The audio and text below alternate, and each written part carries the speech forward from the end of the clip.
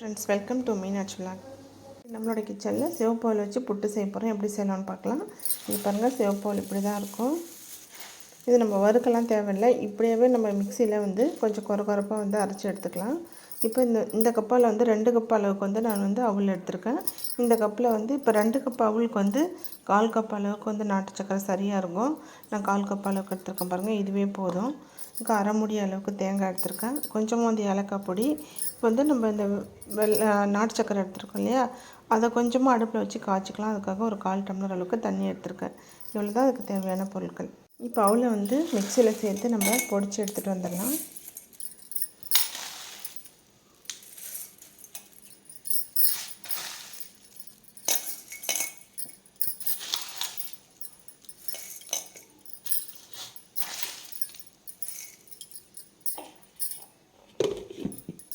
இப்போ பாருங்கள், அவள் நான் மிக்சியில் சேர்த்து நல்லா பொடி பண்ணி எடுத்துகிட்டு வந்துட்டேன். பாருங்க, இந்த அளவுக்கு எடுத்தால் போதும். ரொம்ப நைஸாகவும் இருக்கக்கூடாது, ரொம்ப குறப்பாகவும் இருக்கக்கூடாது. பாருங்க, இந்த மாதிரி எடுத்துக்கோங்க.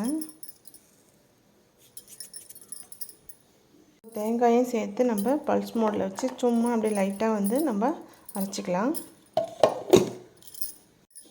இங்கே பாருங்கள், இப்போ தேங்காயும் நான் சும்மா பல்ஸ் மோடில் வச்சு அரைச்சிட்டேன். இந்த மாதிரி அரைச்சிங்க.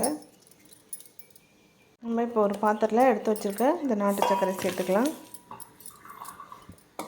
இது கூடவே நம்ம எடுத்து வச்சுருக்க 1/4 டம்ளர் தண்ணியும் சேர்த்துக்கிறேன். இப்போ இது எதுக்குன்னு பார்த்தீங்கன்னாக்கா, பாவு பதெல்லாம் எதுவுமே கிடையாது. இதில் தூசுலாம் இருக்கு இல்லையா, அதை நம்ம ஃபில்ட்ரு பண்ணுறதுக்காக தான் இதை சும்மா அடுப்பில் வச்சு காய்ச்சி எடுத்துகிட்டு வந்துடலாம்.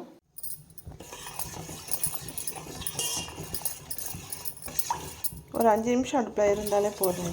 அது கொஞ்சம் நாட்டு சக்கரை கரைஞ்ச உடனே எடுத்து நம்ம வடிகட்டிக்கலாம்.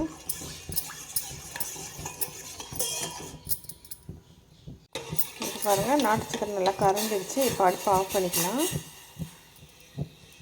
இப்போ இந்த நாட்டு சக்கரையை இதில் கொஞ்சமாக இந்த நம்ம டம்ளரில் வடிகட்டிக்கலாம்.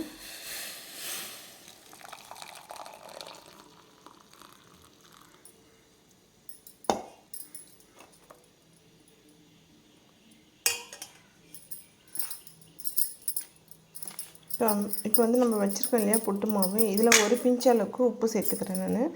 இப்போ சுகர் நல்லா பேலன்ஸ் பண்ணி கொடுக்கும். எடுத்து வச்சுருக்கேன் நம்ம தேங்காயை சேர்த்துக்கலாம்.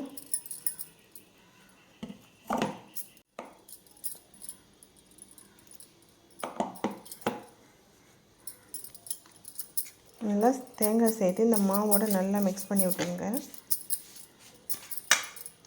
இப்போ இது கூடவே நம்ம எடுத்து வச்சுருக்க ஏலக்காய் பொடி சேர்த்துக்கிறேன். சேர்த்துட்டு நல்லா கையாலே மிக்ஸ் பண்ணி விட்டுக்குங்க.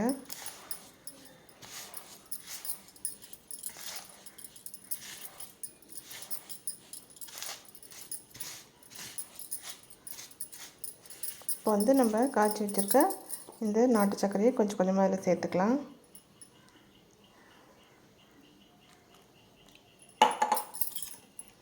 சூடாக இருக்கனால கொஞ்சமாக இந்த ஸ்பூனால் இப்படி கிளறி விட்டுக்கலாம்.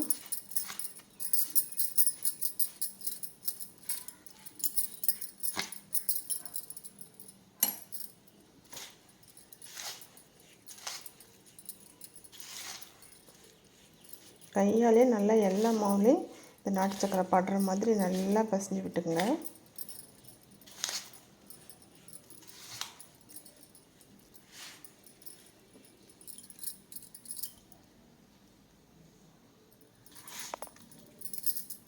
இப்போ பாருங்கள், வெள்ளை பாகு சேர்த்து நல்லா பொடியாக எல்லா இடத்துலையும் படுற மாதிரி நல்லா மிக்ஸ் பண்ணியாச்சு.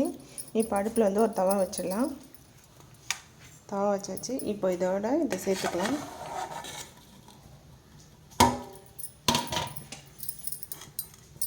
ஒரு 5 நிமிஷம் போல் அடுப்பில் இருந்தாக்கா புட்டு ரெடி ஆகிடும்.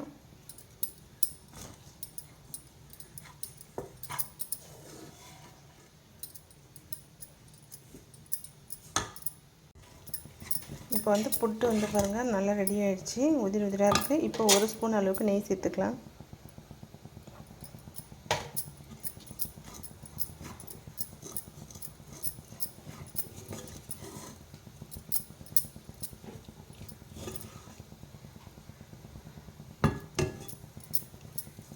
இப்போ புட்டு ரெடி ஆகிடுச்சு. அடுப்பு ஆஃப் பண்ணிக்கலாம்.